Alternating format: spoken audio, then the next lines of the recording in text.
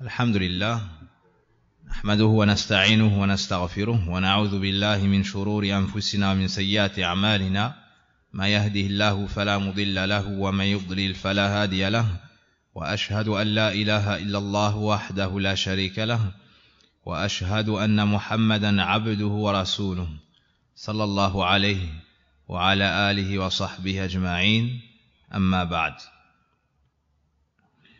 قال المؤلف محمد بن عبد الوهاب رحمه الله تعالى: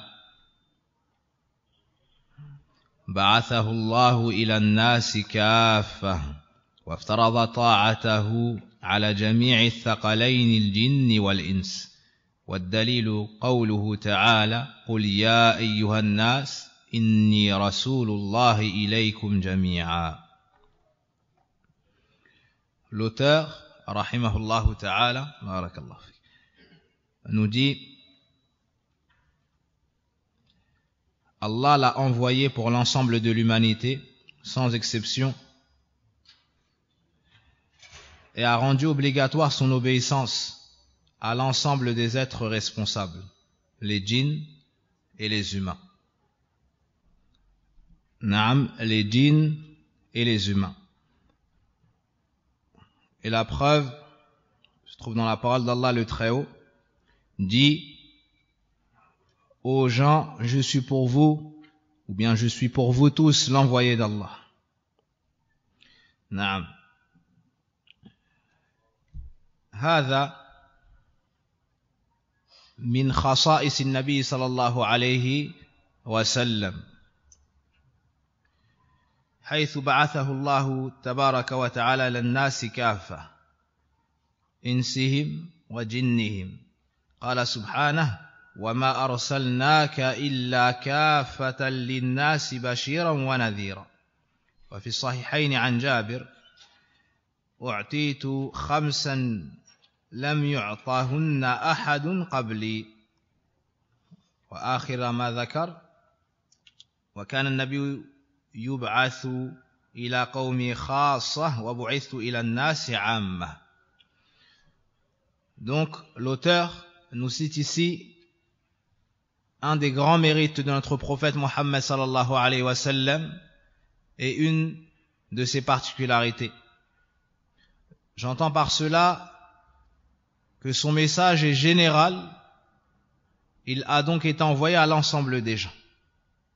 Et cela contrairement aux envoyés avant lui. Ces derniers étaient envoyés à leur peuple tout particulièrement. L'auteur ici nous a cité un verset: ô vous les gens, je suis pour vous tous l'envoyé d'Allah. Allah nous dit également dans le Coran: nous t'avons envoyé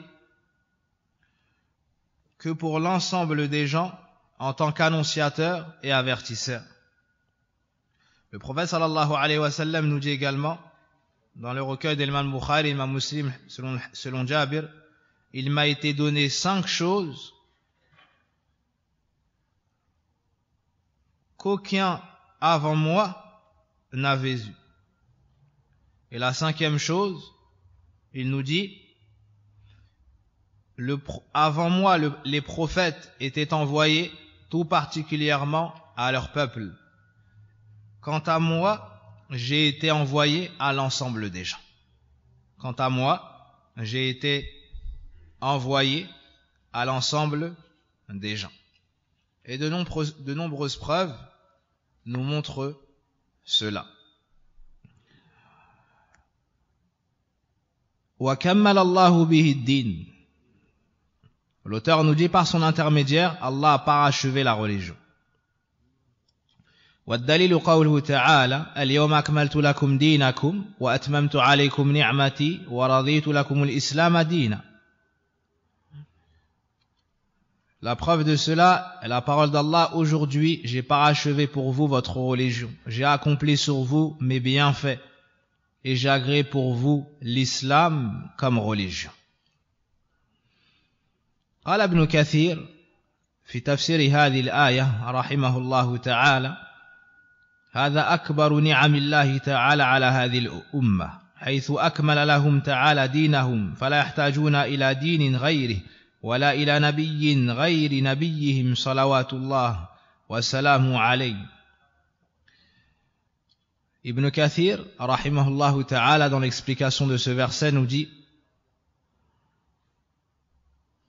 et ceci est le plus grand bienfait d'Allah sur cette communauté, car il a complété pour eux leur religion. Ils n'auront donc plus besoin, après cette religion, d'autres religions. Et après ce prophète, d'un autre prophète. فَلَا حَلَالَ إِلَّا مَا أَحَلَّهُ وَلَا حَرَامَ إِلَّا مَا حَرَّمَهُ. Il n'y a pas de choses licites si ce n'est ce qu'il nous a rendu licites, ni d'illicite si ce n'est ce qu'il nous a rendu illicite. وَلَا دِينَ إِلَّا مَا شَرَعَهُ. Et il n'y a pas de religion si ce n'est ce qu'il a légiféré. وَكُلُّ شَيْءٍ أَخْبَرَهُ بِهِ فَهُوَ حَقٌّ وَصِدْقٌ لَا كَذِبَ فِيهِ. Il nous dit également: et tout ce dont il nous a informé n'est que vérité et véracité. Et il n'y a aucune faute ou bien aucun mensonge. Loin, il nous dit: فَلَمَّا أَكْمَلَ لَهُمْ الدِّينَ تَمَّتْ عَلَيْهِمُ النِّعْمَةُ وَلِهَذَا قَالَ تَعَالَى يَوْمَ أَكْمَلْتُ لَكُمْ دِينَكُمْ وَأَتْمَمْتُ عَلَيْكُمْ نِعْمَتِي وَرَضِيتُ لَكُمُ الْإِسْلَامَ دِينًا. Quand Allah subhanahu wa ta'ala nous a complété la religion, a parachevé cette religion, le bienfait tout entier s'est accompli. C'est pour cela que dans le verset, il nous dit: aujourd'hui j'ai parachevé pour vous votre religion et fait suivre cela de j'ai accompli sur vous mes bienfaits et j'ai agréé pour vous comme religion l'islam. Et concernant la fin du verset, ou bien concernant la fin de l'explication, il nous dit: ay farduhu antum li anfusikum. Donc, on nous dit, c'est comme si on nous disait ici, donc agréez-vous, du fait qu'Allah agrée cette religion pour vous, vous aussi, vous devez l'agréer pour vous-même. Car c'est la religion qu'Allah a aimée, la religion qu'Allah a agréée, et celle avec laquelle il a envoyé le meilleur des messagers, et c'est sur lui que fut révélé le plus noble des livres. فإنه دين الذي أحبه الله ورضيه وبعث به أفضل الرسل الكرام وأنزل به أشرف كتبه. Ibn Uthaymin rahimahullah ta'ala nous dit: فما توفي رسول الله صلى الله عليه وسلم إلا وقد بين للأمة جميع ما تحتاج به في جميع شؤونها حتى قال أبو ذر: ما ترك النبي صلى الله عليه وسلم طائرا يقلب جناحيه في السماء إلا ذكر لنا منه علما. خرجه الطبراني وصححه العلامة الألباني. Ibn Uthaymin rahimahullah ta'ala nous dit: et le messager d'Allah sallallahu alayhi wa sallam n'est pas mort avant qu'Allah subhanahu wa ta'ala, ou bien avant qu'il nous ait démontré, avant d'avoir démontré parfaitement à cette communauté tout ce dont elle avait besoin. Au point où Abu Dhar radiallahu anhu nous dit: il n'a même pas laissé un oiseau voler sans nous donner de ses ailes une science. Il n'a pas laissé un oiseau voler dans le ciel sans nous citer de cette situation une science. وقال رجل لسلمان الفارسي: et un homme a dit à Salman al-Farisi: علمكم نبيكم حتى الخراه؟ قال: نعم، لقد نهانا أن نستقبل بغائط أو ببول أو نستنجي بأقل من 3 أحجار أو أن نستنجي باليمين أو أن نستنجي برجيع أو عظم رواه مسلم. Un homme a dit à Salman al-Farisi, vous, votre prophète, vous a tout enseigné, même le comportement à avoir lorsque vous faites vos besoins. Alors Salman radiallahu anhu a répondu, en effet, il nous a interdit de nous diriger vers la qibla lorsque nous faisons nos besoins, ou de nous essuyer avec moins de 3 pierres, ou de nous essuyer avec la main droite, ou avec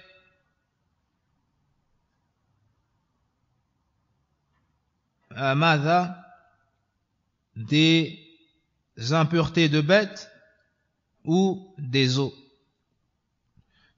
Rapporté par l'imam Muslim. Ensuite, l'auteur nous dit وَالدَّلِيلُ عَلَى مَوْتِ قَوْلُهُ تَعَالَى إِنَّكَ مَيِّتٌ وَإِنَّهُمْ مَيِّتُونَ ثُمَّ إِنَّكُمْ يَوْمَ الْقِيَامَةِ عِنْدَ رَبِّكُمْ تَخْتَصِمُونَ.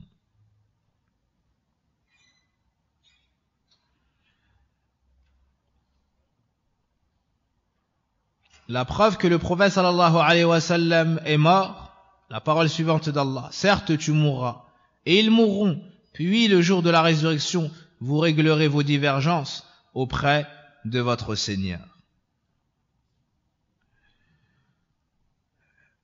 هنا يخبر الله سبحانه وتعالى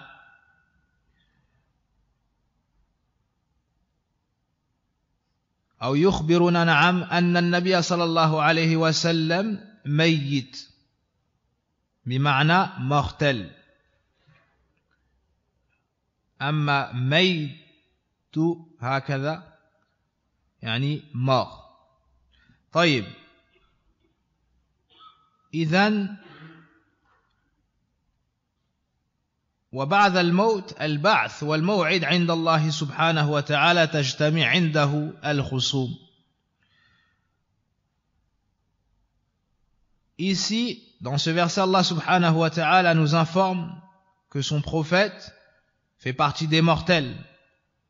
وَهَكَذَا نَحْنُ مَيِّتُونَ. Tout comme nous sommes des mortels.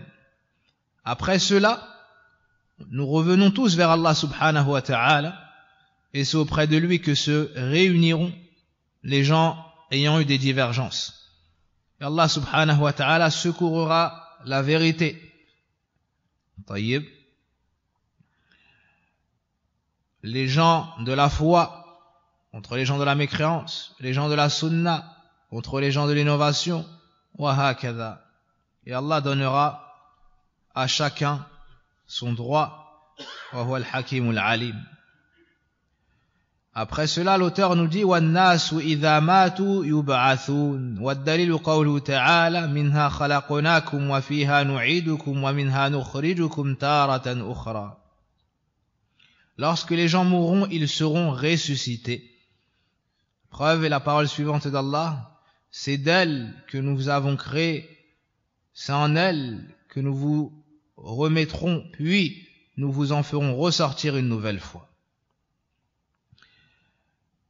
طيب ذكر هذا المؤلف رحمه الله تعالى لأن في زمانه بعض الناس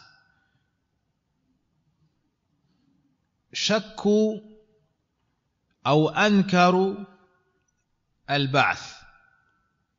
طيب وكان رحمه الله تعالى يؤلف للحاجة لا لمجرد التأليف لكمال نصحه بهذه الأمة رحمه الله تعالى.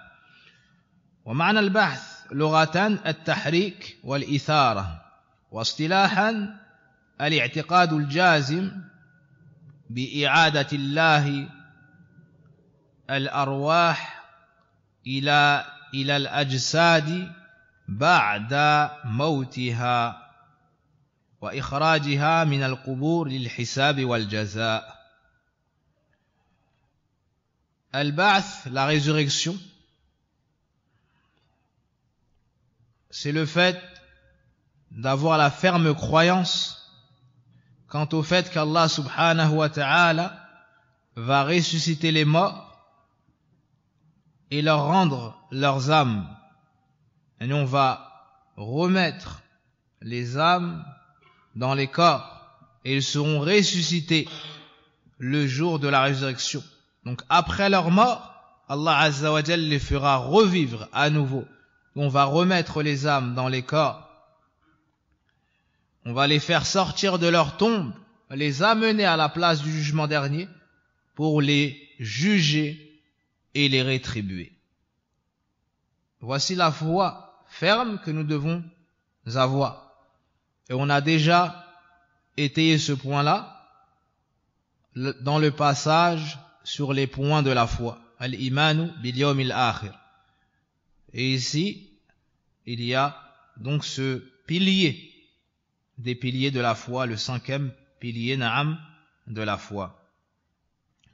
واستدل المؤلف رحمه الله تعالى بهذه الآية الكريمة منها خلقناكم منها أي من الأرض. Donc c'est d'elle que nous vous avons créé, c'est-à-dire de la terre. Est-ce que vous avez été créé de la terre? On parle de qui ici? Hein? Vous? Allah Azza wa Jalla dans le Coran dit qu'on a été créé d'une goutte. Comment on unit entre ce verset et les autres versets? Adam alayhi salam. Minha khalaqnakum ay Adam alayhi salam. Fa asluna wa abuna alayhi salam. Donc c'est d'elle que nous vous avons créé, c'est-à-dire c'est de la terre que nous avons créé Adam, votre base, votre père. Wa fiha nu'idukum ay fil ard. Mata, et c'est vers elle que vous retournerez. C'est en elle que nous vous remettrons. À quel moment? Après la mort, lors de l'enterrement. Lors de l'enterrement. وَمِنْهَا نُخْرِجُكُمْ تَارَةً أُخْرَى. Puis, nous vous en ferons ressortir une nouvelle fois. À quel moment? Lors de la résurrection. Lors de la résurrection. Naam. للبعث يوم القيامة. وقوله تعالى والله أنبتكم من الأرض نباتا ثم يعيدكم فيها ويخرجكم إخراجا. Il y a également la parole d'Allah le Très-Haut, et c'est Allah qui, de la terre, vous a fait croître comme des plantes, puis il vous y renverra pour finalement vous en ressortir. Ce verset, comme a dit Ibn Uthaymin rahimahullah ta'ala, contient exactement le sens du verset précédemment cité. D'accord? C'est Allah qui de la terre vous a fait croître comme des plantes, puis il vous y renverra, donc au moment de la mort et de l'enterrement, pour finalement vous en ressortir, yani inda al-ba'th, lors de la résurrection.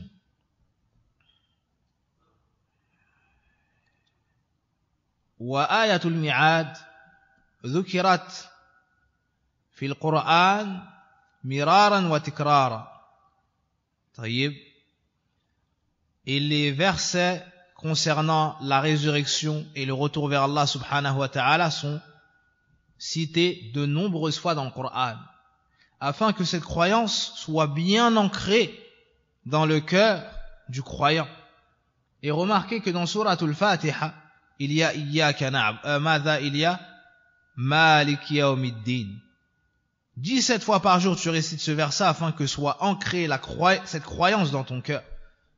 Aussi, ça te pousse à te préparer, litasta'id li liqa'illah, pour que tu te prépares à rencontrer ton Seigneur, celui qui a su, qui a vu toutes tes actions, a entendu toutes tes paroles, celui vers qui se fera ton retour, celui qui t'interrogera, celui devant ou celui qui te jugera. Naam. Donc celui qui lit le Coran verra de nombreux versets, et cela, yani sur le retour vers Allah, cela doit le pousser à se repentir, doit le pousser à préparer ses provisions pour la rencontre avec son Seigneur subhanahu wa ta'ala.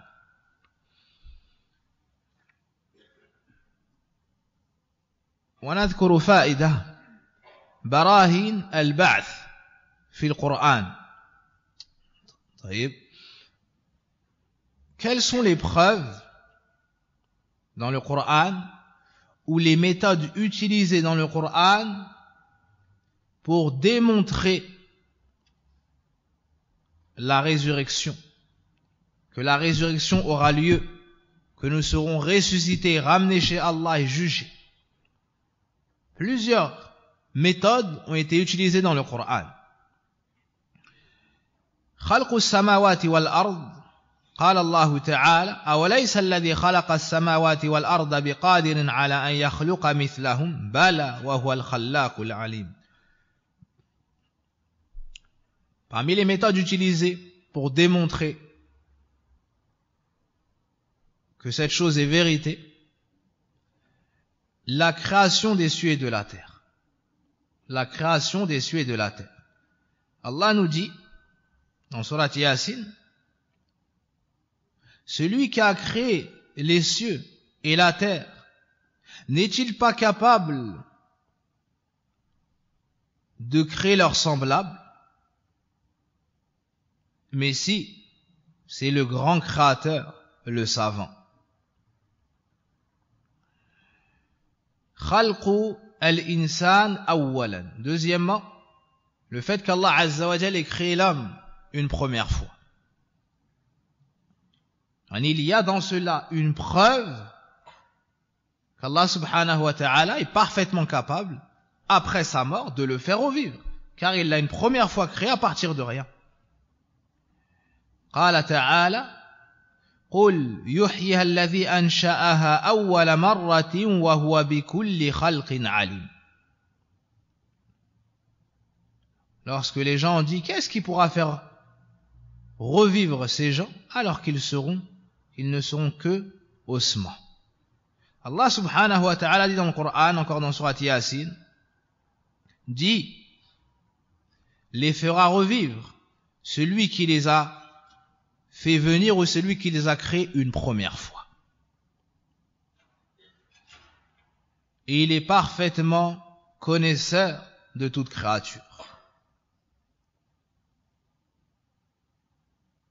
Et dans un autre verset, قال وهو الذي يبدأ الخلق ثم يعيده وهو أهون عليه. Dans Surat Ar-Rum, Allah nous dit c'est lui qui commence la création, puis la renouvelle, et cela est encore plus facile, encore plus simple. Quelqu'un qui dirait je sais qu'Allah nous a créés, mais je n'ai pas foi au fait qu'Allah va nous faire revivre après la mort. On lui demande, quelle est la chose la plus simple? Avec ta raison. Est-ce que c'est de créer une chose à partir de rien, ou la faire revivre à partir de quelque chose? C'est quoi la chose la plus simple? La faire revivre à partir de quelque chose. Wal kullu yasirun ala Allah. Et tout cela est simple pour Allah subhanahu wa ta'ala. Fahuwa ala kulli shay'in qadir alimun. Car Allah est savant et parfaitement capable, omnipotent subhanahu wa ta'ala. Wa min al-barahin aydan ihya'u al-ardi ba'da mawtiha. Parmi les preuves de la résurrection, le fait qu'Allah azza wa jalla fasse revivre la terre, d'accord, après sa mort. Vous passez tous, vous voyez tous en hiver ce qui se passe et la succession des saisons, d'accord? Et vous voyez, celui qui habite en face, d'un arbre, subhanallah, tu passes à un moment, il n'y a rien, aucune feuille. Et tu repasses à un autre moment, c'est comme si ça n'était pas le même endroit. Sah? Allah nous dit,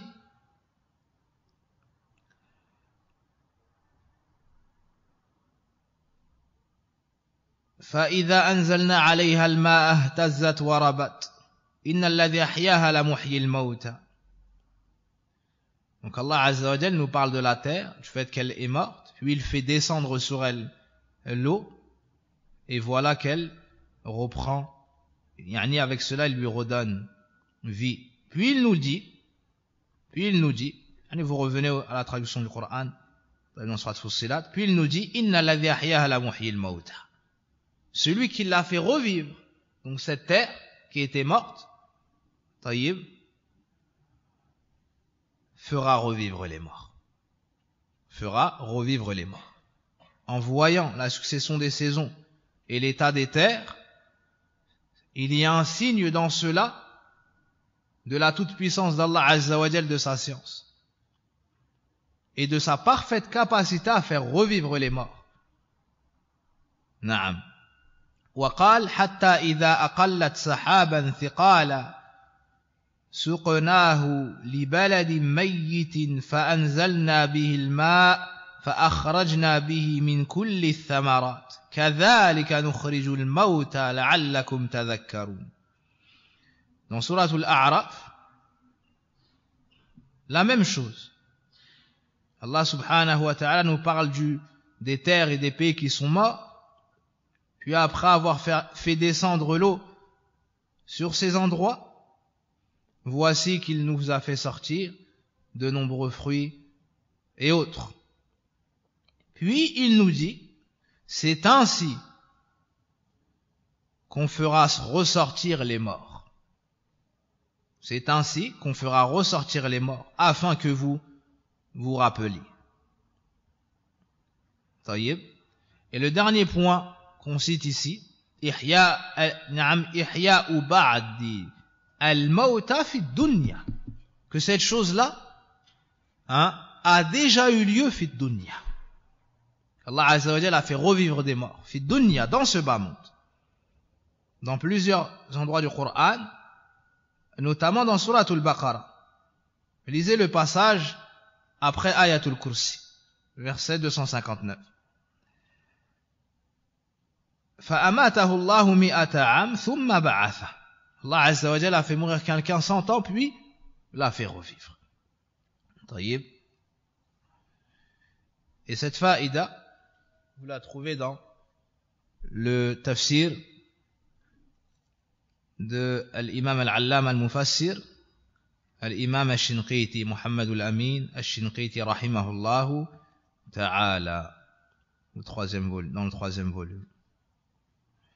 Ibn Uthaymin rahimahullahu ta'ala nous dit الحكمة تقتضي البعث بعد الموت للجزاء ولولا ذلك لكان الخلق عبثا. Ibn Uthaymin nous dit la sagesse veut également cela, c'est-à-dire la résurrection des morts, car dans le cas contraire il n'y aurait pas eu, dans le cas contraire la création de toutes ces choses-là n'aurait eu aucun but. Ça, et Allah a rejeté cette hypothèse dans le Coran. Ayahsabu al-insanu an yutraka suda, par exemple. Est-ce que l'homme pense qu'on l'a créé sans but, ou plutôt qu'on va le laisser sans but? Taïb. Aussi, sans ça,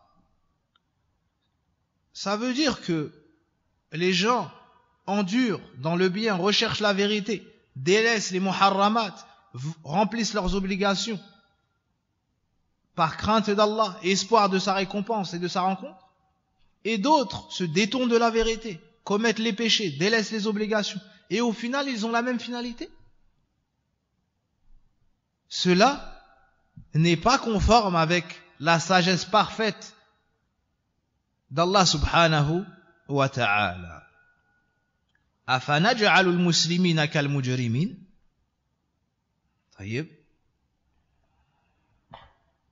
Ensuite l'auteur nous dit وَالنَّاسُ إِذَا مَاتُوا. Après cela il nous dit rahimahullahu ta'ala وَبَعْدَ الْبَعْثِ مُحَاسَبُونَ وَمَجْزِيُّونَ بِأَعْمَالِهِمْ. L'auteur nous dit après la résurrection ils seront jugés et rétribués. Ils seront jugés et rétribués. La résurrection, comme on a cité, Allah Azza wa Jal va faire revivre les morts, les faire sortir de leur tombe. Leurs âmes vont revenir dans leur corps, ils vont sortir de leur tombe, d'accord, et venir sur la place du jugement. Après cela, qu'est-ce qu'il y aura? Un des grands événements, al-hisab. Il y aura le jugement, la rétribution. Donc l'auteur nous dit après la résurrection, ils seront jugés et rétribués selon leurs actes. Et cela et la sagesse de la résurrection. Une des sagesses de la résurrection, c'est de juger les gens et de les rétribuer. والدليل قوله تعالى ولله ما في السماوات وما في الأرض ليجزي الذين أساءوا بما عملوا ويجزي الذين أحسنوا بالحسنى. L'auteur nous dit, à Allah appartient ce qui est dans les cieux et sur la terre, afin qu'il rétribue ceux qui ont commis des péchés selon leurs actes et qu'il récompense ceux qui ont fait le bien par la meilleure des récompenses.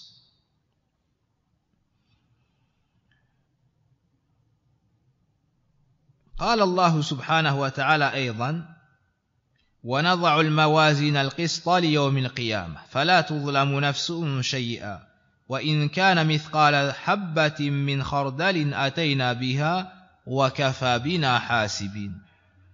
Dans Surat les prophètes, Allah subhanahu wa ta'ala également nous cite un verset comprenant ce sens. Il nous parle de la balance qui sera établi le jour de la résurrection. Et il nous cite que nul sera opprimé.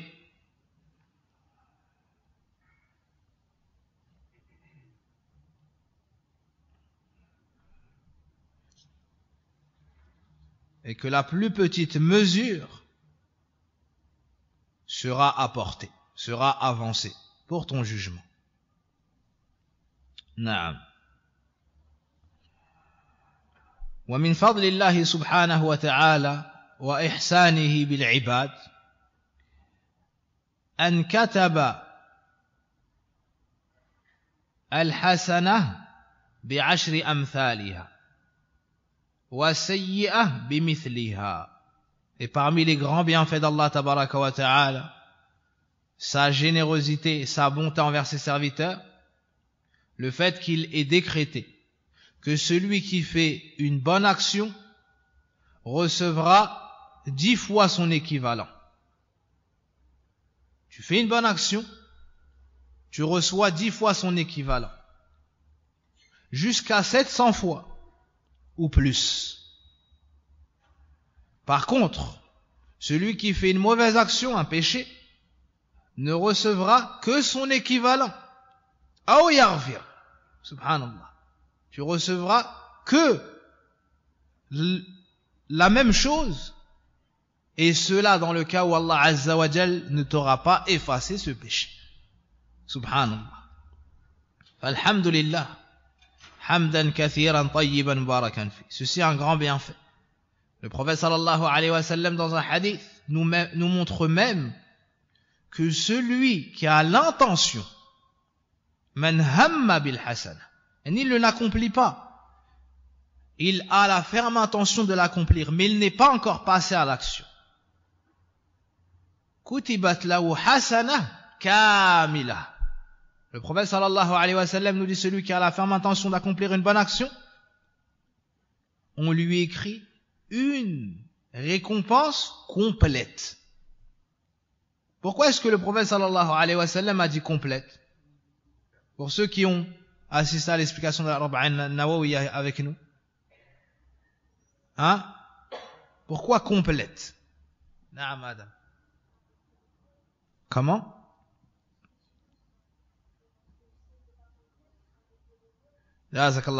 Pour pas qu'on pense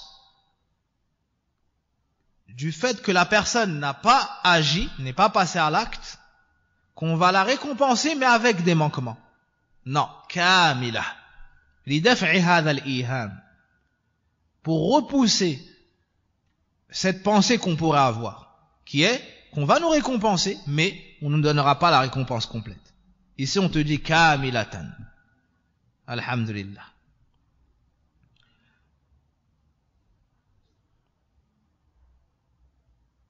Puis l'auteur nous dit وَمَنْ كَذَّبَ بِالْبَعْثِ كَفَرَ. Celui qui renie la résurrection aura mécru. وَالدَّلِيلُ قَوْلُهُ تَعَالَى زَعَمَ الَّذِينَ كَفَرُوا أَن لَّن يُبْعَثُوا قل بلى وربي لتبعثن ثم لتنبؤن بما عملتم وذلك على الله يسير. La preuve, parole suivante d'Allah, les mécréants prétendent qu'ils ne seront pas ressuscités. Dis-leur, bien sûr que si, je jure par mon Seigneur que vous serez ressuscités, puis on vous informera de tous vos actes. Et ceci est vraiment très facile pour Allah.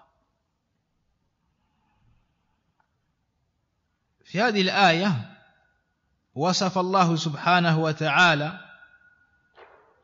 الكافرين بهذا الزعم التكذيب بالبعث. طيب، وكفر من كذب بالبعث لأنه مكذب لله سبحانه وتعالى ولأنه مكذب لرسول الله صلى الله عليه وسلم. Celui qui ne croit pas en la résurrection, celui qui dit nous ne serons pas ressuscités après la mort, il n'y a pas de vie après la mort, celui-ci est un mécréant. Il a démenti Allah. Allah subhanahu wa ta'ala dans le Coran, dans de nombreux versets, nous informe qu'on sera ressuscité après la mort. Et ce dernier dit non. Subhanallah. Donc il dément Allah tabaraka wa ta'ala. Également, il prétend que le prophète sallallahu alayhi wa sallam a menti.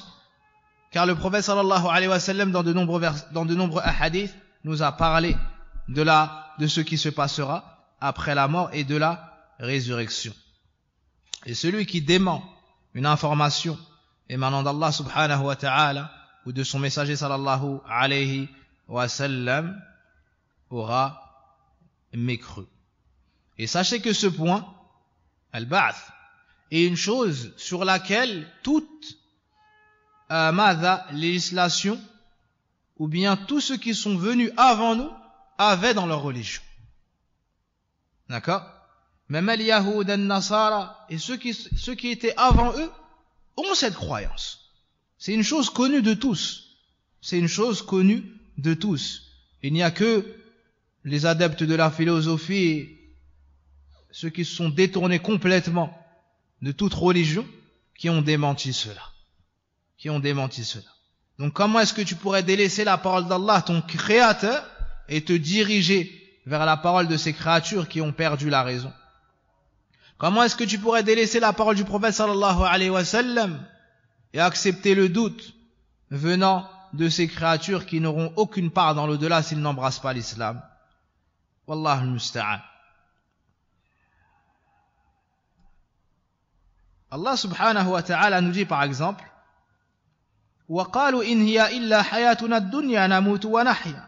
Ou bien l'autre verset plutôt وَقَالُوا إِنْ هِيَ إِلَّا حَيَاتُنَا الدُّنْيَا وَمَا نَحْنُ بِمَبْعُوثِينَ وَلَوْ تَرَى إِذْ وُقِفُوا عَلَى رَبِّهِمْ قَالَ لَيْسَ هَذَا بِالْحَقِّ قَالُوا بَلَى وَرَبِّنَا قَالَ فَذُوقُوا الْعَذَابَ بِمَا كُنْتُمْ تَكْفُرُونَ.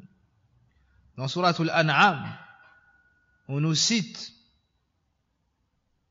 la parole qui sera dite à ceux qui ont rejeté la résurrection et démenti ce jour.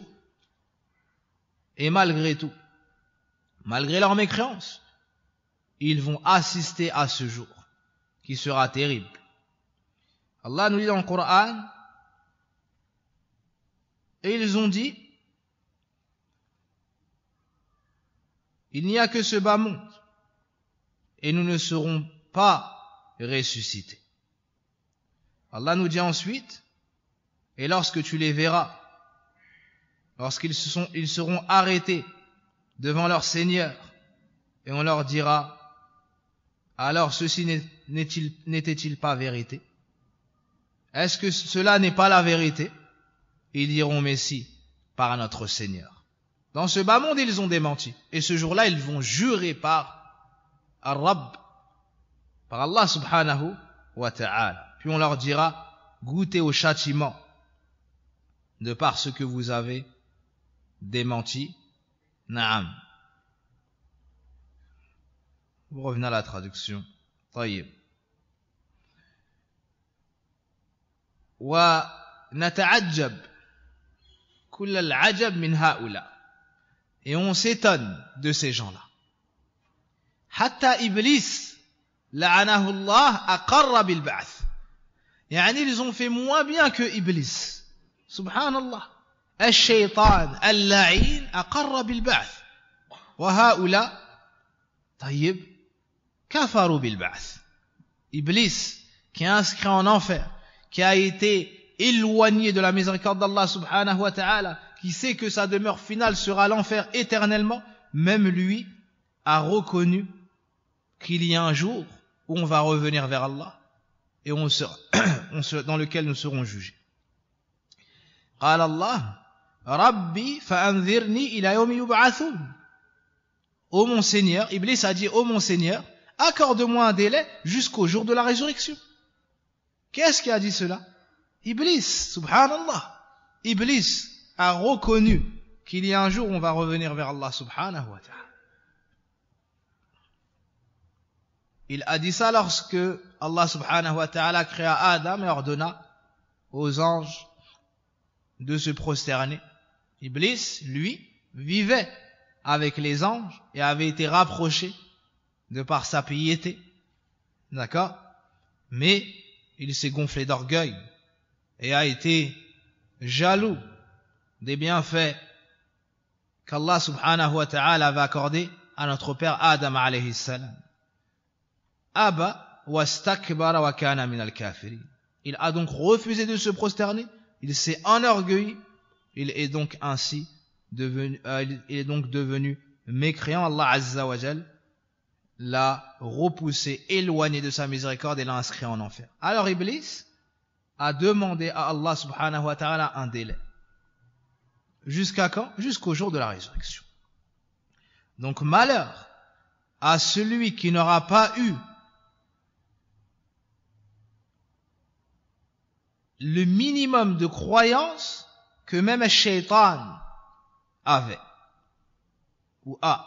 Wallah al-musta'an.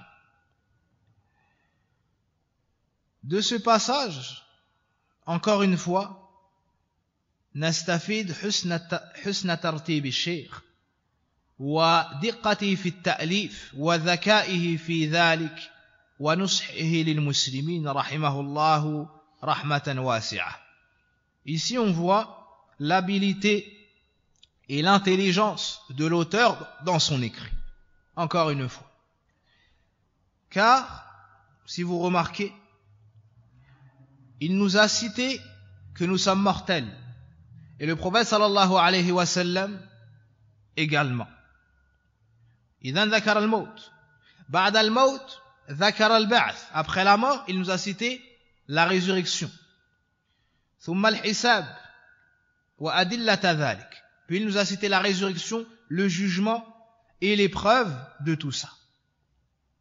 Et après, il nous a cité, après avoir dit l'épreuve, le jugement de celui qui ne croira pas en tout cela. D'accord? Donc, la mécréance. Puis l'auteur, rahimahullah ta'ala, nous dit وَأَرْسَلَ اللَّهُ جَمِيعَ الرُّسُلِ مُبَشِّرِينَ وَمُنذِرِينَ.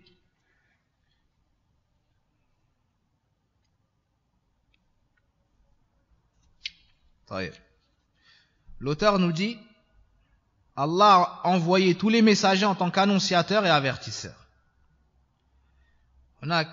هنا سقط سقط والدليل الدليل. Ici, à la deuxième ligne, il manque un mot. C'est le mot dalil en arabe. Après le waw à la deuxième ligne, il manque le mot dalil. Pour ceux qui ont, bien sûr, le même épître que le mien. D'accord? Et à la troisième ligne, il manque le début, il manque madha, deux mots. Le verset ici commence wa mundhirin. Ça? wa mundhirin. Il faut ajouter rusulan mubashirina. D'accord? À la troisième ligne, au début du verset, il faut ajouter rusulan mubashirina.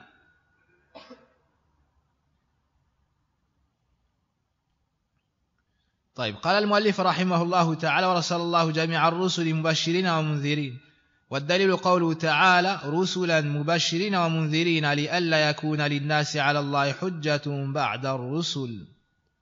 Allah a envoyé tous les messagers en tant qu'annonciateurs et avertisseurs. La preuve, parole suivante d'Allah, des messagers, annonciateurs de récompense et avertisseurs de châtiment, afin que les gens n'aient aucun argument devant Allah après que les messagers aient été envoyés.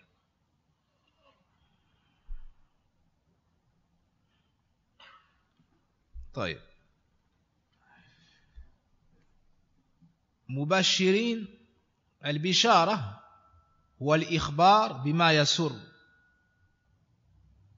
ومنذرين الإنذار هو الإخبار مع التخويف. Donc mubashirin, annonciateur de bonnes nouvelles, أي لأهل الطاعة, لأهل الطاعة, des messagers annonciateurs de bonnes nouvelles, de récompense pour qui? Pour les gens qui les gens soumis, ceux qui sont obéissants. Wa mundhirin, avertisseurs, c'est-à-dire ils mettent en garde contre le châtiment, ils préviennent du châtiment. Et cela pour les gens de la désobéissance. Les gens de la désobéissance. Liman khalafa amra Allah wa kadhaba rusulah lil'iqab wal adhab.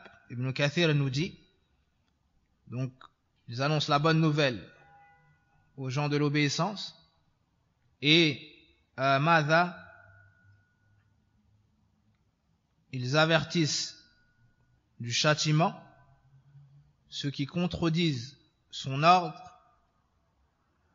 et démentent les messagers. Ils les avertissent de quoi? D'un châtiment et d'une punition.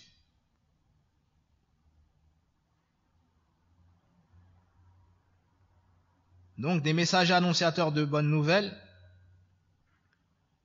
et de récompense et du paradis et de tout le bien pour les gens de l'obéissance, et avertisseurs de châtiment pour les gens de la désobéissance, ceux qui ont démenti les messagers.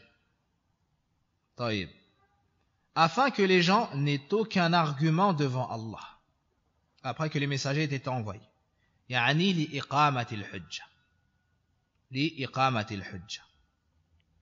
Idhan min hikmati irsal ar-rusul iqamatu al-hujja. Donc parmi les sagesses de l'envoi des messagers, enlever toute excuse. Enlever toute excuse aux gens. D'accord? Et si Allah Azza wa Jalla n'avait pas envoyé de messagers, il nous informe dans le Coran que ces gens auraient dit: ô notre Seigneur, pourquoi ne nous as-tu pas envoyé un messager qu'on aurait suivi?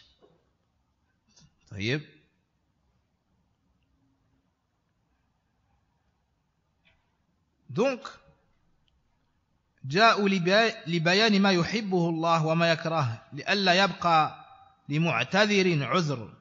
Ibn Kathir explique la fin du verset et nous dit, donc ils sont venus nous expliquer ce qu'Allah aime, ce qu'il déteste, afin que ne subsiste aucune excuse pour celui qui en chercherait.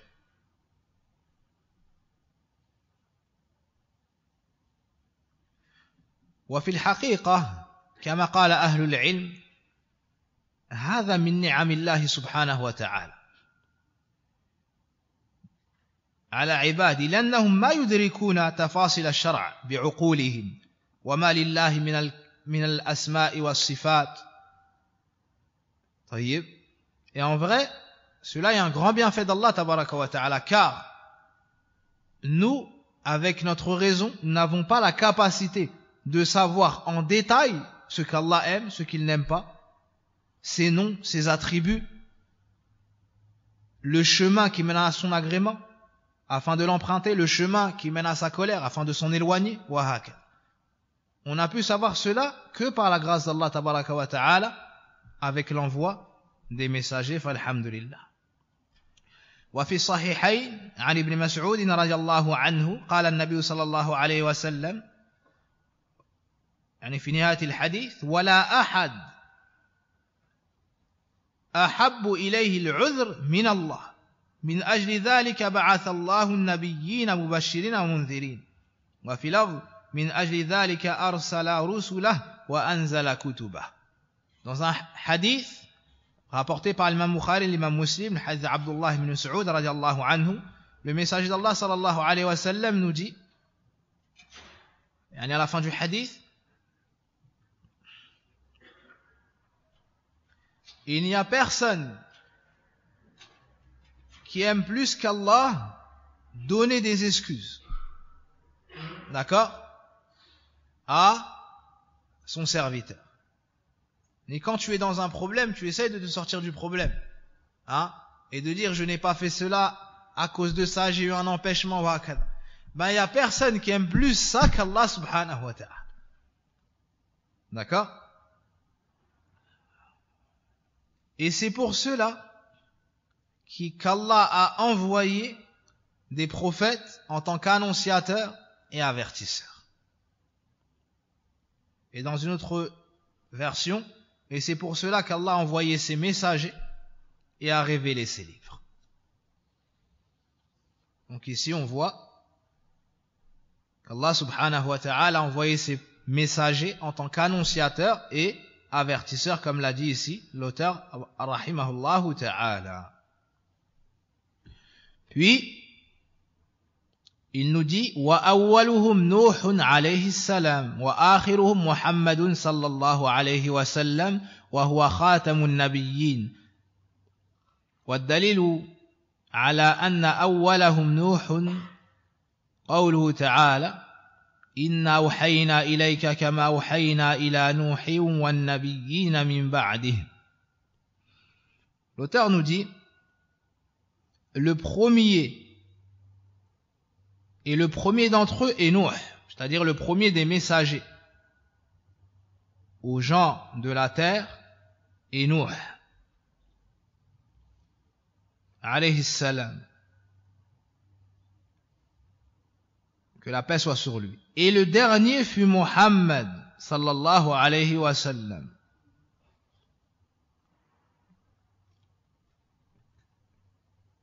Que la prière d'Allah et son salut soient sur lui. La preuve que Nuh fut le premier des messagers est la parole suivante d'Allah. Nous t'avons inspiré une révélation comme nous le fîmes pour Nuh et les autres prophètes après lui. هذا هو الشاهد. Après lui. طيب. وجه الدلالة من الآية أو الشاهد والنبيين من بعده فدل ذلك على أنه أولهم فدل ذلك على أن أولهم نوح عليه السلام. طيب. Donc ici on nous dit comme nous le fîmes pour Nuh et les autres prophètes après lui.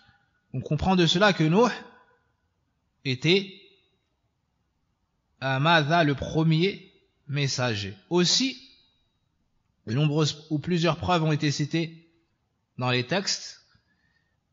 Un hadith très connu, le nom hadith de Anas, hadith al-Shafa'a. طيب. عند البخاري ومسلم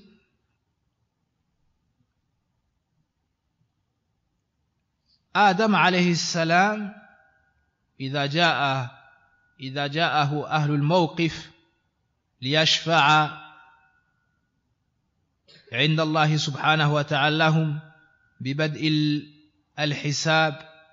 طيب. يقول لهم آدم عليه السلام اذهبوا إلى نوح أول رسول أرسله الله طيب أو ائتوا نوحا وماذا آدم lorsque les gens seront ressuscités nus, pieds nus, non circoncis comme vous le savez, pieds nus, debout, ils auront à se tenir debout dans un jour qui durera 50 000 ans et le soleil sera rapproché des têtes, biqadri mil, les gens vont suer et d'autres seront dans une grande difficulté. Alors, ils vont se concerter et aller voir Adam, le père de l'humanité, afin qu'il intercède pour eux auprès d'Allah, afin qu'il fasse commencer le jugement. Tellement l'attente sera difficile et tellement ce jour sera terrible. Ils vont dire, donc ils vont aller voir Adam. Adam va leur répondre qu'il ne peut faire cela, d'accord? Et il leur dira, mais rendez-vous auprès de Nuh, le premier messager qu'Allah envoya aux gens de la terre. Donc ça, c'est une preuve très explicite sur le fait que Nuh est le premier messager qu'Allah envoya.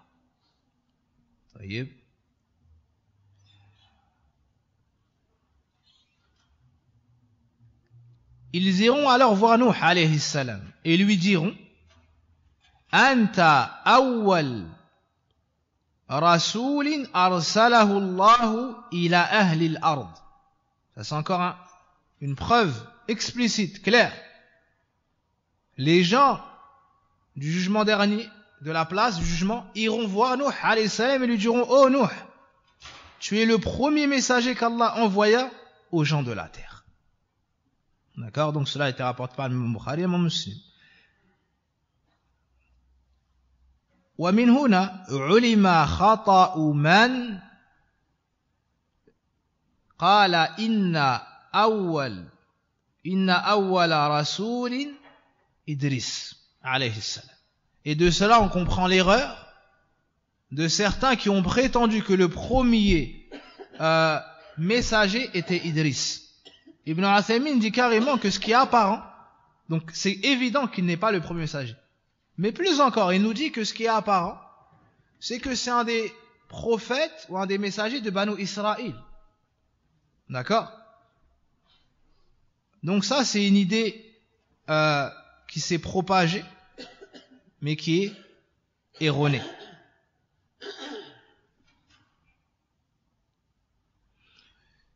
Aussi, lorsqu'on avait étudié la biographie de Nuh alayhi salam, on avait cité qu'entre Adam et Nuh, Ibn Abbas nous dit qu'il y a eu 10 siècles, qu'ils étaient tous sur le tawhid, tous sur l'islam. Et lorsque le shirk a eu lieu, alors Allah envoya Nuh. Ça c'est encore une preuve. Ça c'est encore une preuve. طيب. Voici la preuve démontrant que Nuh alayhi salam est le premier message. طيب وإذا قيل لك فما بال يعني آدم إذن. Si on te demande alors concernant Adam, qu'est-ce que tu répondras? Si on te dit Adam est avant Nuh. Donc Nuh n'est pas le premier messager aux gens de la terre. Qu'est-ce que tu pourras يعني ما الجواب على ذلك؟ أحسنت. Adam نبي مكلم. Adam alayhi salam c'est un prophète. Adam, c'était un prophète. Mais le premier messager, c'est qui? Nuh, alayhi salam. Premier messager aux gens de la terre. طيب. أما الدليل على أن محمدا صلى الله عليه وسلم آخرهم قوله تعالى ما كان محمد آبا أحد من رجالكم ولكن رسول الله وخاتم النبيين. Et la preuve que le prophète Mohammed sallallahu alayhi wa sallam est le dernier des prophètes, Allah nous dit dans Suratul Ahzab, les coalisés, Mohammed n'est le père d'aucun de vos fils, aucun de vos hommes, mais c'est le messager d'Allah et le dernier des prophètes. Et le dernier des prophètes. طيب. وقد صرح النبي صلى الله عليه وسلم بهذا. Et le prophète صلى الله عليه وسلم a dit de manière claire cette information. كما في حديث أبي هريرة رضي الله عنه عند البخاري ومسلم قال إن مثلي ومثل الأنبياء من قبل كمثل رجل بنى بيتا فأحسنه وأجمله إلا موضع لبنه من زاوية فجعل الناس يطوفون به ويعجبون له ويقولون هل وضعت هذه اللبنة قال فأنا اللبنة وأنا خاتم النبيين. قال النبي صلى الله عليه وسلم وأنا خاتم النبيين. طيب. Dans un hadith, le prophète sallallahu alayhi wa sallam dit mon exemple et l'exemple des autres prophètes est semblable, et des autres prophètes avant moi, pardon, est semblable à un homme qui a construit une maison.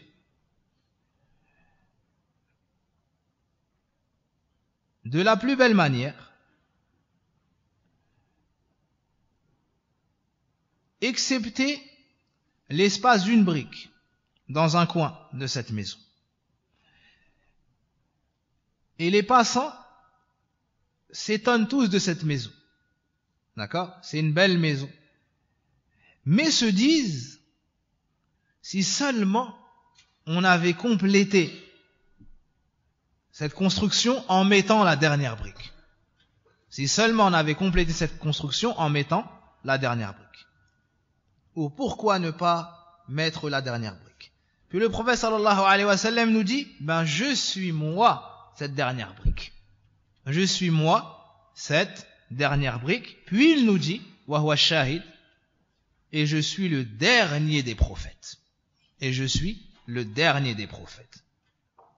وفي الصحيحين أيضا من حديث سعد بن أبي وقاص رضي الله عنه, dans lequel Imam Bukhari et Imam Muslim, un autre hadith nous prouve cela. C'est lorsque le prophète sallallahu alayhi wa sallam est parti à la bataille de Tabouk qui a laissé en responsable Ali derrière lui. Il a mis en tant que responsable Ali. طيب نقول الحديث قبل ذلك أن رسول الله صلى الله عليه وسلم خرج إلى تبوك واستخلف عليا فقال أي علي رضي الله عنه الشجاع أتخلفني مع الصبيان والنساء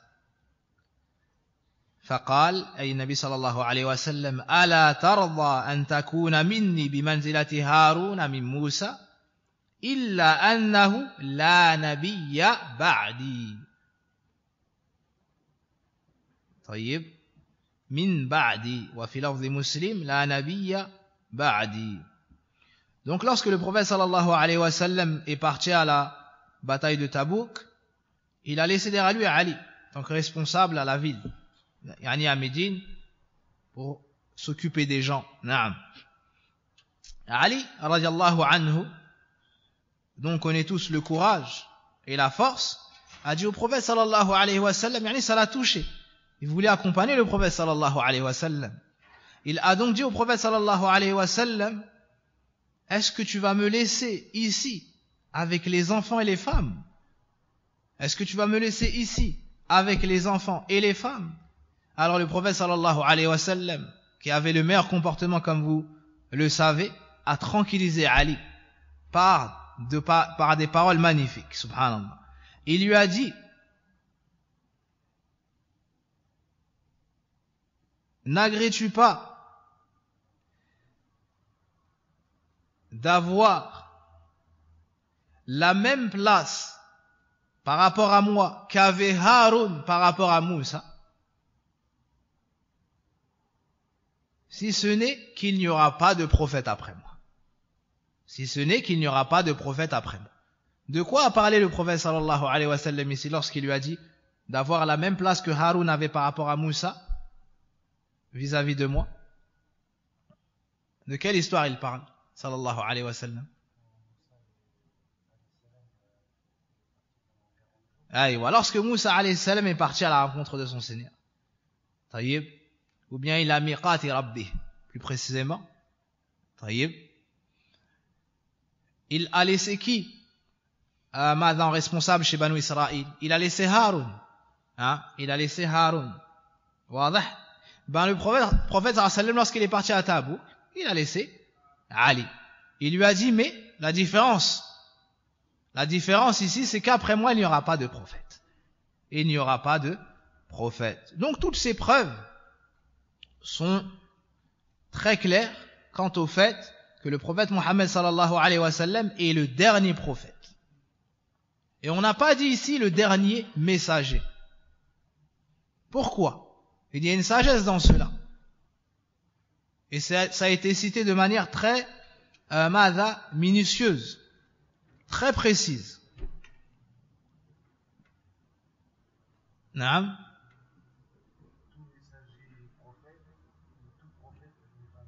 Ahsant. Car tout messager est prophète. Mais ça n'est pas tout prophète qui est messager.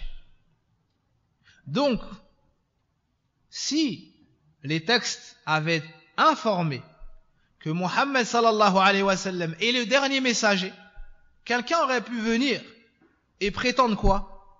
Oui, c'est le dernier messager, mais moi je suis le dernier prophète. C'est compris? Alors on a dit le dernier prophète. Et ça englobe aussi qui donc? Les messagers. Donc c'est le dernier messager et le dernier prophète. De là on dit, à partir de là nous disons que celui qui prétend qu'il y a un prophète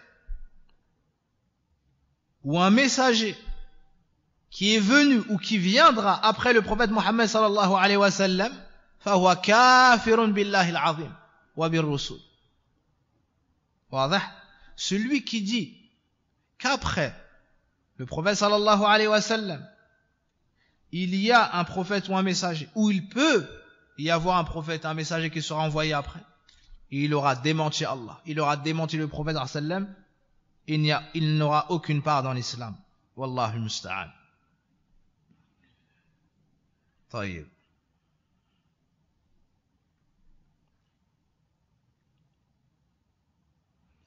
ثم قال المؤلف رحمه الله تعالى: وكل أمة بعث الله إليهم رسولا من نوح إلى محمد صلى الله عليه وسلم يأمرهم بعبادة الله وحده وينهاهم عن عبادة الطاغوت. L'auteur nous dit ensuite: Allah a envoyé un messager à chaque communauté, de Nuh alayhi salam jusqu'à Muhammad sallallahu alayhi wa sallam, qui leur ordonnait de n'adorer qu'Allah et leur interdisait d'adorer toute forme de tarout. طيب.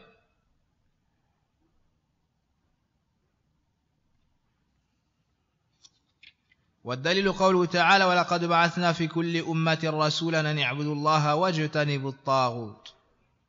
Et la preuve de cela, parole suivante d'Allah: nous avons bel et bien envoyé à chaque communauté un messager qui leur prêchait: adorez qu'Allah, écartez-vous du tarout. Et on va expliquer incha'Allah par la suite ce que signifie at-tarout.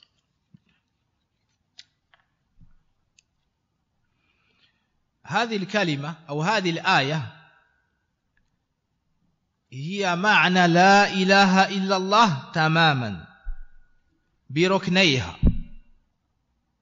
Nous avons envoyé dans chaque communauté un messager pour leur dire: n'adorez qu'Allah et éloignez-vous du tarout.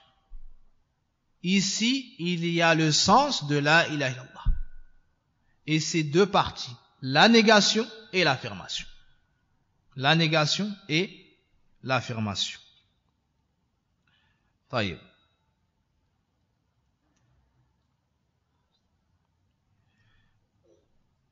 ولقد بعثنا في كل أمة أي في كل قرن أو يعني وطائفة من الناس, donc dans chaque communauté, à chaque époque,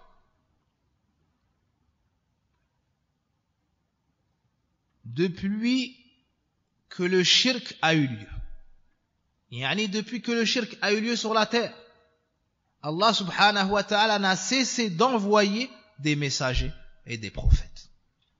De Nuh jusqu'au prophète Mohammed sallallahu alayhi wa sallam. Quel était leur message? À quoi est-ce qu'ils ont appelé? Sur quoi ont-ils basé leur prêche? Quelle fut la chose la plus importante à laquelle, ou quelle était la chose la plus importante à laquelle ils ont prêché? أن اعبدوا الله واجتنبوا الطاغوت والتوحيد. هذا معنى التوحيد، النفي والإثبات. لا إله إلا الله، هذا معنى لا إله إلا الله، نفي استحقاق العبادة والألوهية عن كل ما سوى الله وإثبات لله وحده لا شريك له. Donc ils sont venus pour appeler leur peuple à la ilaha illallah. Car وَلَقَدْ بَعَثْنَا فِي كُلِّ أُمَّةٍ رَسُولًا أَنِ اعْبُدُوا اللَّهَ وَاجْتَنِبُوا الطَّاغُوتَ est le sens de la ilaha illallah. Donc tout messager envoyé est venu pour appeler son peuple à cela. Celui qui a compris ça, wallah, aura compris une chose très importante et compris un des trésors du Coran, un des trésors de la Sunna. Car nombreux sont ceux qui, après avoir mémorisé une bonne partie du Coran ou le Coran tout entier, ou après avoir étudié des années, des dizaines d'années, après avoir mémorisé des hadiths, après avoir appris la langue arabe, de la jurisprudence et d'autres matières, n'ont toujours pas compris quel était le prêche des prophètes et quelle est la meilleure voie empruntée dans le prêche et quelle est la chose à laquelle nous devons accorder la plus grande importance. At-tawhid, la ilaha illallah. Subhanallah, celui qui n'a pas compris ça, wallahi, quel que soit son niveau de science dans les autres matières, il ne sera pas sur la bonne voie. Car il n'aura pas emprunté la même voie que la voie du prophète sallallahu alayhi wa sallam. Donc la chose la plus importante, c'est la ilaha illallah. C'est tawhid. C'est ce que tu dois étudier en priorité. C'est ce sur quoi tu dois te concentrer en priorité. C'est ce que tu dois le mieux maîtriser. C'est ce que tu dois pratiquer au quotidien, autant de fois ou plus que le nombre de fois que tu respires par jour. Taïb. Et c'est ce à quoi tu dois prêcher. Et c'est ce sur quoi doit reposer ton prêche. Subhanallah.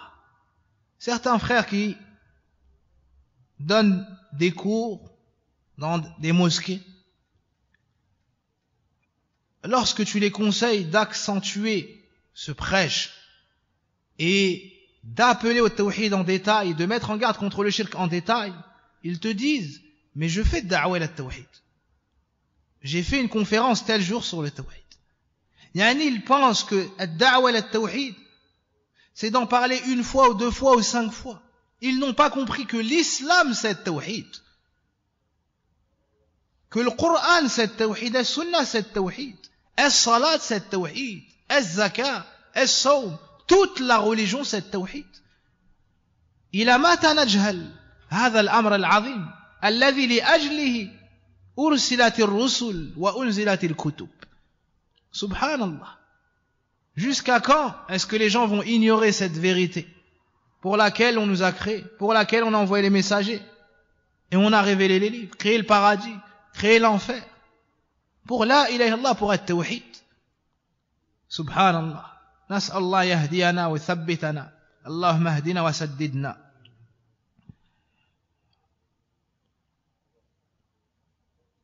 L'auteur,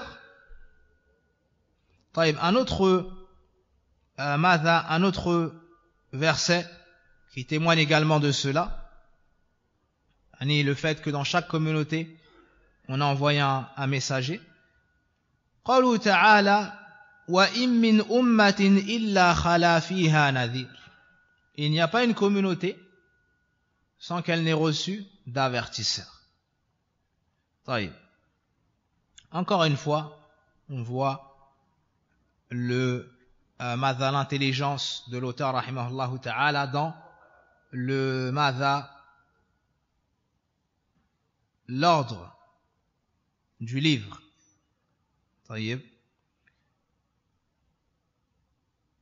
Il nous a cité l'envoi des messagers, leur mission, la sagesse pour laquelle Allah subhanahu wa ta'ala les a envoyés, puis le premier d'entre eux, le dernier d'entre eux. Donc ici, il convenait de citer quel était leur message, à quoi est-ce qu'ils ont appelé. Tayyib, farahimahullahu ta'ala. L'auteur, ensuite, rahimahullahu ta'ala, nous dit وَافْتَرَضَ اللَّهُ عَلَى جَمِيعِ الْعِبَادِ الْكُفْرَ بِالطَّاغُوتِ وَالْإِيمَانَ بِاللَّهِ. Voici ici la dernière partie du livre. Tayyib.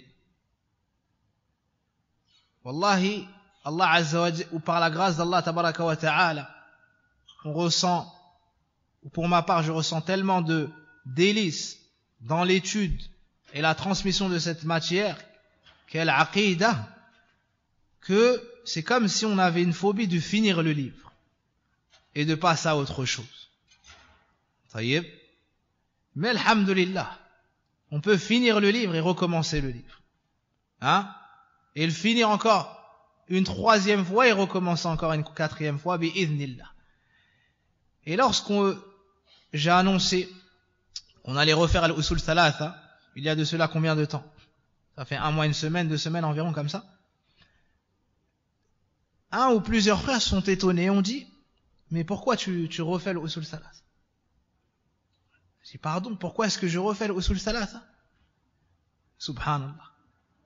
Car le sujet qui est cité, Allah Azza wa Jalla l'a cité, et l'a recité, alors nous on le cite, on le recite et on le recite.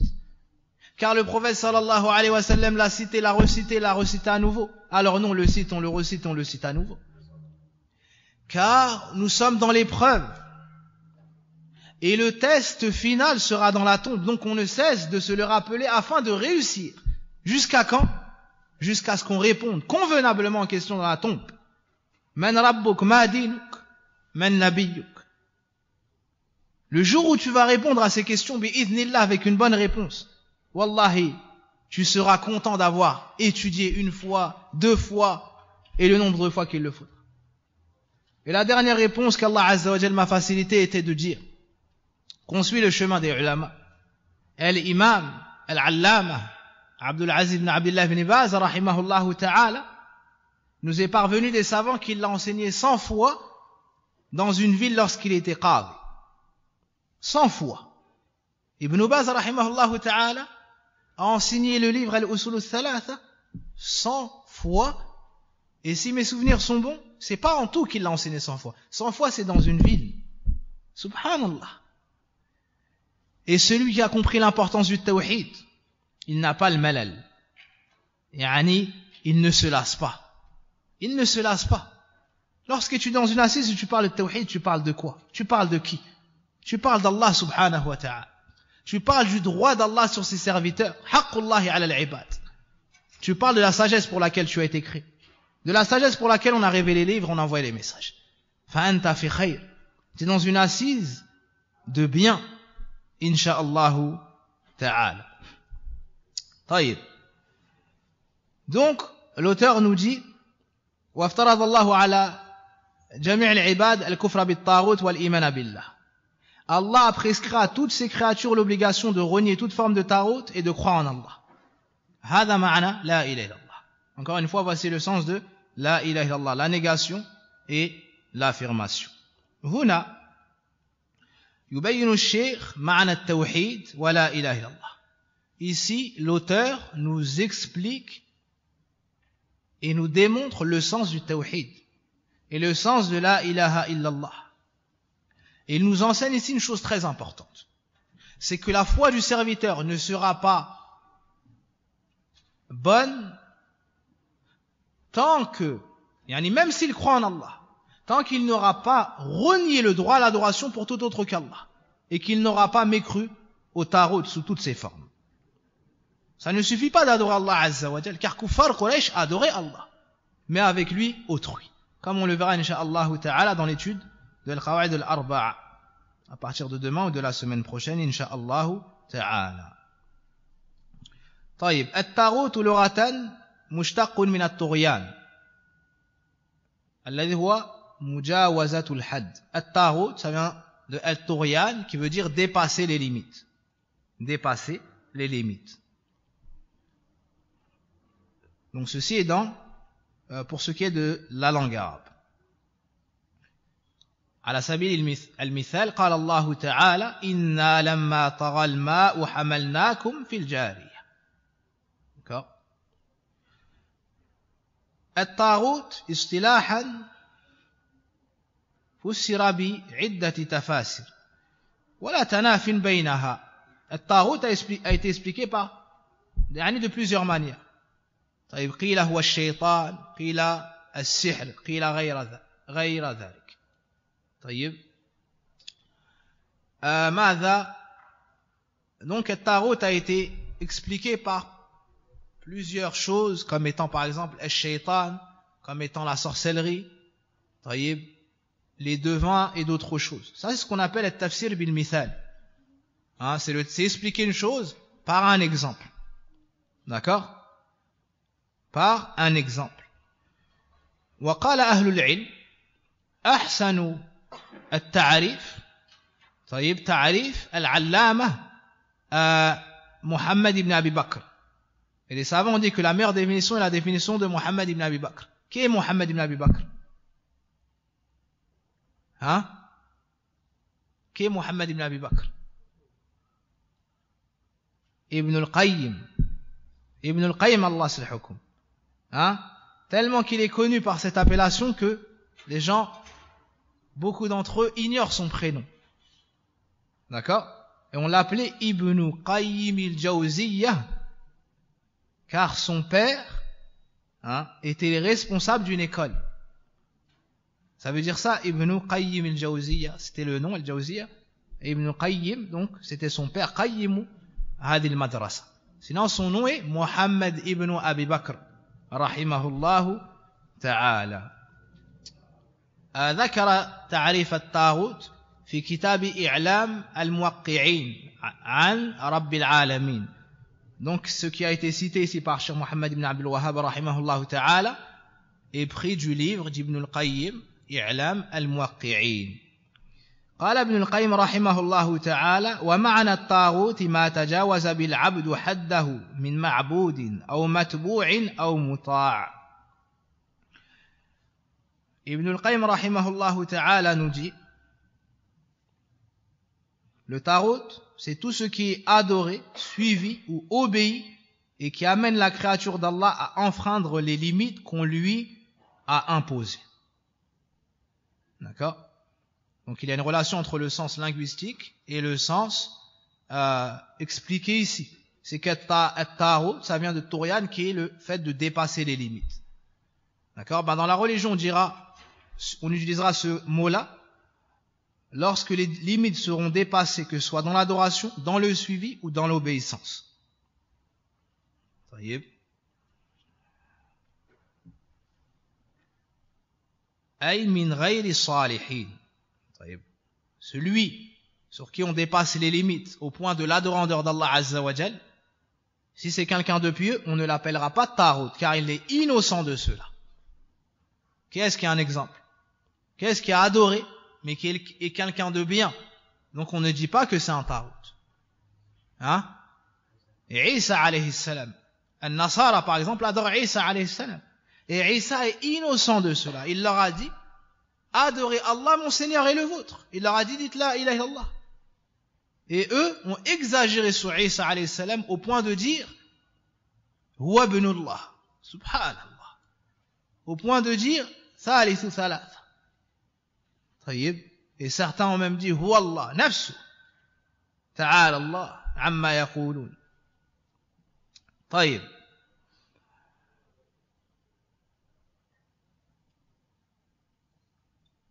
Donc, le fait de dépasser les limites, que ce soit dans l'adoration, comme al-asnam, comme al-asnam, les idoles, on appelle ça taghut, et yani kullu ma ubid wa huwa radin, et toute chose qui est adorée et qui a agréé cela, toute personne qui est adorée et qui est d'accord avec cela, sera un tarout. Revenons au sens linguistique. C'est le fait de dépasser les limites. Quelle était la limite de cette personne? C'est quoi notre limite à nous? C'est d'être un abdul lillah. Ta limite, ton niveau à toi, c'est d'être un serviteur d'Allah. Ça? Allah nous a créés, nous sommes ses créatures, nous sommes des serviteurs d'Allah. Celui qui accepte qu'on l'adore, est-ce qu'il a dépassé sa limite ou pas? Il a dépassé sa limite. Sa limite, c'était lui d'être un esclave d'Allah, un serviteur d'Allah. Ben cet homme, cette personne-là agrée, lui, d'être une divinité qui est adorée, avec ou en dehors d'Allah, alors ça sera un tarout. L'auteur nous dit, Aw matbou', dans le suivi. Dans le suivi. On ne doit suivre les gens, ou appeler les gens à nous suivre, que dans le suivi du droit chemin. Chemin d'Allah, chemin du prophète sallallahu alayhi wa sallam. Celui qui appelle les gens à tourner autour des tombes, à égorger pour les morts et autres, d'accord? Ça c'est un tarout. Il appelle les gens à dépasser les limites. Ou muta', ou bien obéi, comme madha, ceux qui ont le commandement, ou les gouverneurs, qui rendent halal ce qu'Allah subhanahu wa ta'ala a rendu haram, puis on les suit dans cela, ou rendre haram, madha, ce qu'Allah subhanahu wa ta'ala a rendu halal. Ulama as-su, aydan, ad-du'at ila shirk, aussi les savants, madha, de l'égarement, ceux qui appellent les gens au polythéisme et à sortir de la voie droite. قال شيخ عبد الرحمن بن القاسم رحمه الله تعالى يعني كل شيء يتعدى به العبد حده أي قدره الذي ينبغي له في الشرع ويسير به طاغوتا سواء تعدى حده من معبود مع الله بأي نوع من أنواع العبادة أو متبوع في معاصي الله أو مطاع من دون الله في تحليل وتحريم بأن كان يحرم ما أحل الله ويحلل ما حرم الله.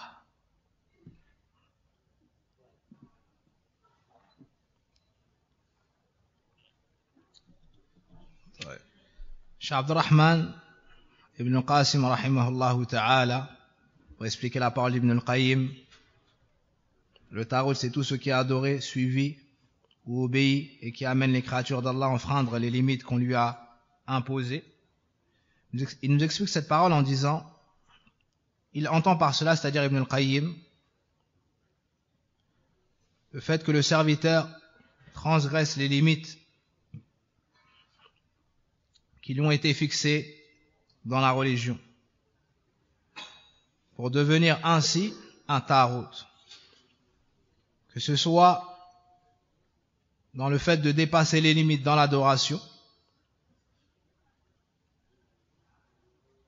donc le fait d'être adoré en dehors d'Allah subhanahu wa ta'ala, ou de recevoir une adoration ou une part de l'adoration en dehors d'Allah subhanahu wa ta'ala ou avec Allah subhanahu wa ta'ala, que ce soit dans le suivi, donc dans le mauvais chemin, dans les péchés, ou que ce soit dans l'obéissance en dehors d'Allah, dans le fait de rendre halal ou de rendre haram. C'est-à-dire, il rend haram ce qu'Allah a rendu halal, et il rend halal ce qu'Allah a rendu haram. طيب. ثم قال المؤلف يعني تتمة كلام ابن القيم ماذا والطواغيت هو جمع الطاغوت والطواغيت كثيرون ورؤوسهم 5 إبليس لعنه الله ومن عبد وهو راض ومن دعا الناس إلى عبادة نفسه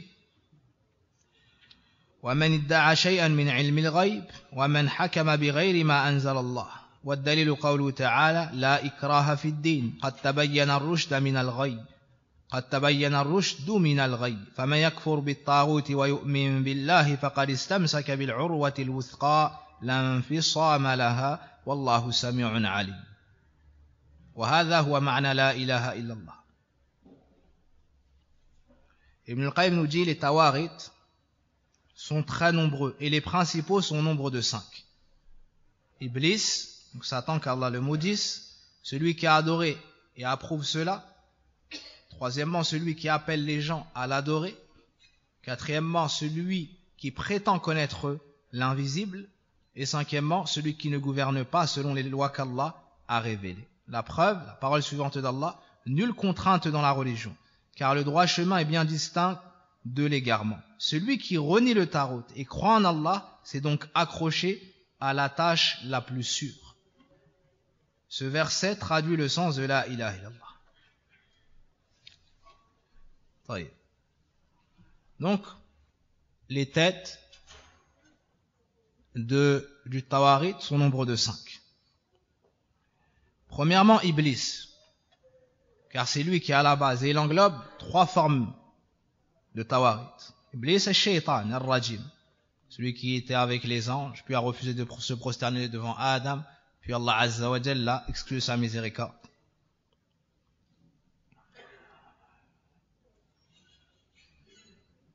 Huwa ra'suhum wa sababu irwa'ihim. Shaitan, Iblis, c'est la tête du Tarout et c'est lui qui pousse les gens dans cela.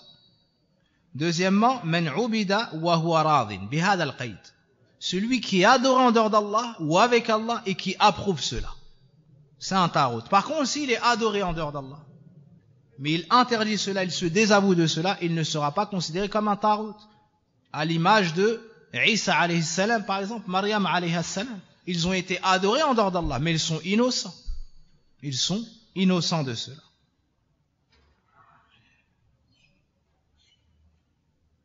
قال ابن عثيمين وسوى يعني عبد في حياته وبعد مماته إذا مات وهو راض بذلك. Ibn Uthaymin a dit qu'il soit adoré de son vivant ou après sa mort. S'il était satisfait de cela, il rentre dans le tawarit. Wal'iyadhu billah. Troisièmement, man da'a an-nas ila ibadati nafsi. Celui qui appelle les gens à l'adorer. Il dit aux gens d'adorer sa propre personne. Donc lui est pire que le précédent, car le précédent n'a pas invité les gens à l'adorer. Mais lorsqu'ils l'ont adoré, il a agréé cela. Il a accepté cela. C'est un tarout. Mais pire que lui, celui qui invite les gens à l'adorer. Ça, c'est encore pire. طيب. قال ابن عثيمين وإن لم يعبدوه. Ibn Uthaymin a dit même si ils ne répondent pas à son appel. Celui qui appelle les gens à l'adorer en dehors d'Allah, même si les gens ne le font pas, c'est un tarout. Quatrièmement, man da'a shay'an min ilm al-ghayb. Celui qui prétend connaître une chose de l'invisible. Ce qu'on entend ici par la science de l'invisible, c'est la science que seul Allah subhanahu wa ta'ala connaît, car la science de l'invisible est de 2 sortes. Ce qui est caché pour un tel, mais ne l'est pas pour telle autre personne. Tu peux toi ignorer une chose, mais ton voisin peut la connaître. D'accord ? Et il y a un deuxième type de science de l'invisible, ce sont les choses que personne ne connaît en dehors d'Allah subhanahu wa ta'ala. Et Allah tabaraka wa ta'ala, ensuite, peut informer certaines de ces créatures de cette science. Comme à travers la révélation, il l'a fait pour certains de ses messagers et prophètes. On va s'arrêter sur ça. Il reste un court passage, mais pour ne pas être pressé ou stressé, je préfère m'arrêter ainsi. Wa alhamdulillah, alladhi bi tatimmu salihat, wa sallallahu wa barik ala nabina Muhammadin wa ala alihi wa sahbihi ajma'in. Allahumma allimna ma jahilna, wa anfa'na bima ta'allamna, wa zidna ilma. اللهم اهدنا اللهم اهدنا اللهم اهدنا وسددنا اللهم اغفر لنا ذنوبنا وكفر عنا سيئاتنا وتوفنا مع الأبرار. اللهم اشفنا اللهم اشفنا اللهم اشف أمهاتنا اللهم اشف أمهاتنا اللهم اشف أمهاتنا واشف المسلمين برحمتك يا أرحم الراحمين. سبحانك اللهم وبحمدك أشهد أن لا إله إلا أنت أستغفرك وأتوب إليك.